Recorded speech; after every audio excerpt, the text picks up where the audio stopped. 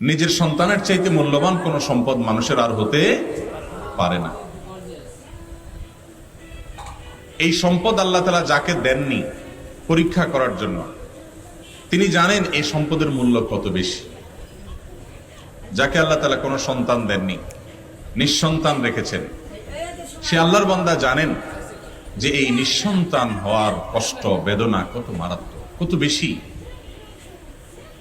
আর যাদেরকে আল্লাহ তাআলা এই সন্তান দিয়েছেন, এই নেয়ামত দিয়েছেন, সন্ততি দিয়েছেন, তারা এই নেয়ামতের যদি সদ্ব্যবহার না করেন, এই নেয়ামতের যদি যথাযথ কদর না করেন, তো আল্লাহ রাব্বুল আলামিনের কাছে এর জন্য জবাবদিহি করতে হবে।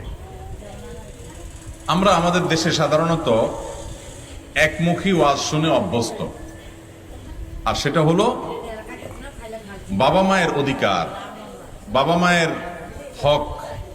নিজের সন্তানের চাইতে মূল্যবান কোন সম্পদ মানুষের আর হতে পারে না।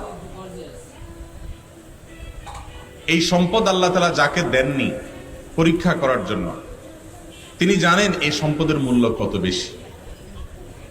যাকে আল্লাহ তাআলা কোনো সন্তান দেননি, নিঃসন্তান রেখেছেন, সে আল্লাহর বান্দা জানেন যে এই নিঃসন্তান হওয়ার কষ্ট বেদনা কত মারাত্মক, কত বেশি।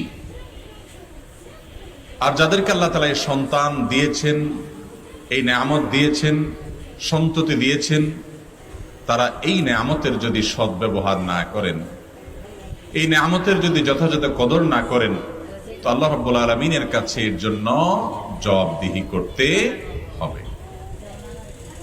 আমরা আমাদের দেশে সাধারণত একমুখী ওয়াজ শুনে অভ্যস্ত, আর সেটা হলো বাবা মায়ের অধিকার, বাবা মায়ের হক।